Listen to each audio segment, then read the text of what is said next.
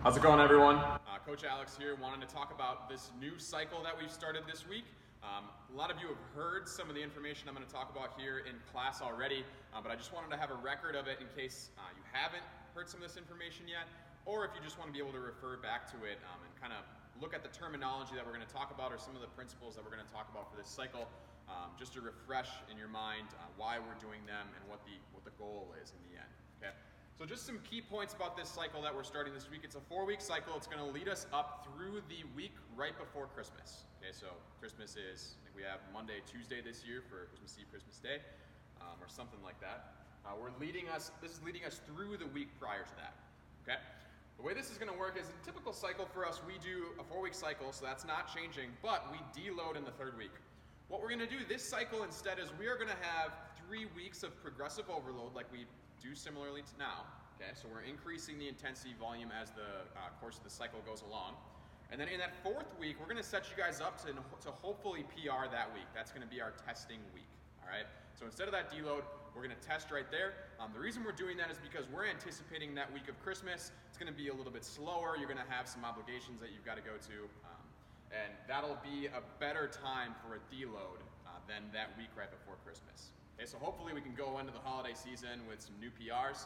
I'm betting that's going to happen for most of us. I'm excited to see how that goes. So just to give you a heads up on the timing there. All right. A couple of other points of this cycle. It is the 3rd cycle in our 12-week mesocycle. All right. So we do our programming in 12-week cycles that we've talked about before.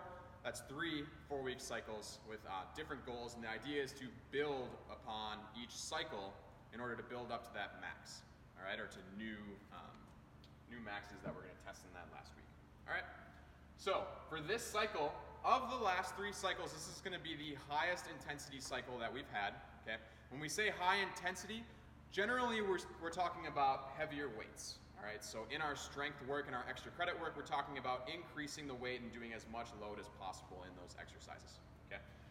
When we do this, it's essential to decrease the amount of work that we're doing, to decrease the volume, because if we do high intensity and high volume, we're not going to be able to recover from that on a day in and day out basis. All right. So as the cycles progress over the 12 weeks, those 4-week cycles, we go from low intensity or moderate intensity, high volume to high intensity, lower volume. All right. So you're going to see maybe more sets, but fewer reps in each set. All right. So we're building upon that volume of work that we're doing, that large body of work, so that we can build up to those high intensities, those maxes. All right. So touched on maxing out in week 4. One thing I do want to address is the use of RPE in this cycle. All right, so this is probably a new concept to many of us. I've talked about it many times before in class, but I just wanted to go ahead and put it on record and discuss what exactly it means and why we use it. So RPE means rate of perceived exertion. Okay, it's generally, basically in a really simple way, saying how difficult was that set or that exercise on a scale of 1 to 10, with 1 being as easy as it could possibly be. So if we're talking about a squat, we're talking about a body weight squat. An RPE of 10 might be a 1-rep max squat. So the absolute most weight that you could possibly do with full range of motion. All right. It can also be used for a given set. Okay, so if I am loading a barbell with, let's say, 70% of my 1-rep max, when I ask you to do RPE 10, in that, or rate of perceived exertion 10, that is as many reps as you can do at that load. As many reps as you can physically do would be an RPE 10. 1 would be like maybe 1 rep, okay? As easy as possible. So now the difficult part becomes assessing what the rate of perceived exertion is between 1 and 10, because we know really easy and we know incredibly difficult, all right, or as much as we can do. All right, it's the in-between that we've got to figure out. We're going to have some charts available in class to help you kind of understand that. All right, so we'll go over that a little bit more in class. But oftentimes, RPE is also tied to a concept called reps in reserve. All right, this is a little bit easier to understand. If you're familiar with our programming, you see this a lot. You're going to see it symbolized as RIR. Okay, RIR. All right, reps in reserve, and that's an easier way of understanding RPE. For example, if I'm asking you again to do a set at 70% of your max back squat, I'm going to say, let's do RIR 2, which means leave 2 reps in reserve, 2 reps in the tank. That way, as you're going throughout your set, you're progressing through your reps and thinking to yourself, I wonder how many reps I have left. all right? The more experience you have in weightlifting or in strength training in general, the easier this is going to be to understand as you're going throughout your sets. Now, obviously a lot of you are probably thinking, why would we use this, all right? Just give me the number of reps I need to do, just give me the weight I need to use, so on and so forth, all right? I understand that that's easier. However, there are inherent flaws to using that type of programming and just giving straight percentages or just giving straight reps, okay? Or both, really both is what we're talking about here, all right? So now I'll use an example to kind of illustrate this. So let's say I'm asking you to do a back squat at 3 by 10 at, let's say 65% of your 1 rep max, okay? So now why is this flawed? All right, there's generally 3 reasons why we would say it's flawed.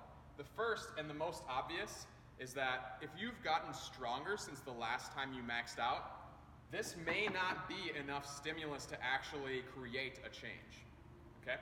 So let's say your new max, if you had a 200-pound back squat before and now it's 240, okay?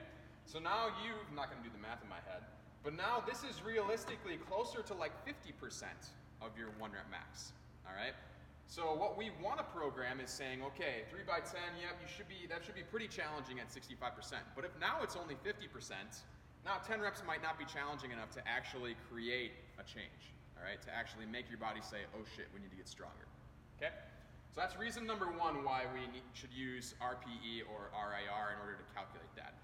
In a similar example, if I said, I want you to do 3 by 10 at RPE 8.5, all right? So now we don't have the chart, but basically that would be about, in theory, about 90% of your 1 rep max. Now you have the freedom to increase the weight until you perceive that weight to be around 90%, okay? So you might say to yourself, ooh, yeah, I could definitely do another rep with more weight, but that's gonna be as heavy as I'm gonna go. That's definitely about 90% for me. That's in all likelihood gonna be a lot higher than this weight if you got stronger, okay? So hopefully that helps illustrate why it's important in case we do make gains, which we should be making. All right. Reason number 2 why it's inherently flawed is the fact that if there's some sort of reason that you might not be as capable that day to squat the weight that you're trying to squat, then in that instance, if you are actually not recovered, if you're not sleeping well, if you're not eating well, you might not be physically capable that day of doing 10 reps at this weight. All right. In those instances, what you need to do is make sure that we're using a metric that allows you to back off on the intensity, all right? So in this instance, RPE, your perceived 90% in that stressed out state is gonna be a lot lower than 65%, and that's a good thing because we still wanna be able to keep the intensity where we want it. It's not so much about an absolute weight or an absolute number of reps, all right? So reason number 3 for this is that it allows us to just get a little more flexibility with programming, okay? So instead of just trying to be hard and fast at this, we might have one athlete who is very advanced, and we might have one athlete who's a beginner, all right? Generally speaking, beginners or untrained people can squat higher percentages of their 1 rep maxes for more reps, okay? And that's because the limiting factor in their top end squatting, or top end whatever movement it is likely just technique. All right, so they might be strong enough to squat a lot more weight, but they don't have the technical skill to execute a top end lift. All right, so when that happens, generally at higher percentages, or at a given higher percentage, they can squat a lot more reps, whereas an advanced athlete is the opposite.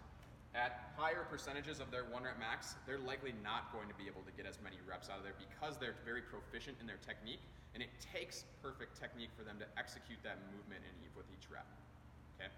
So if I did something like this, there's gonna be 2 different stimuluses. That person that's very advanced might get a lot out of this, whereas a person that's a beginner, this might be incredibly easy, all right? And depending on where you fall in that spectrum from brand new to incredibly advanced or elite, you're gonna get some degree of stimulus from this, but maybe not what's optimal.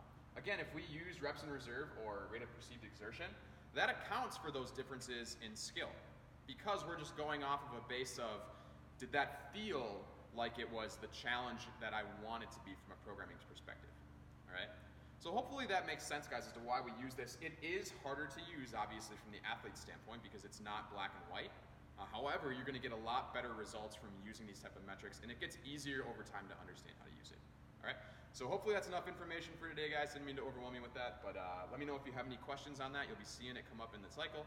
And please let us know if there's anything else that we can talk about or address if there's any questions. Okay.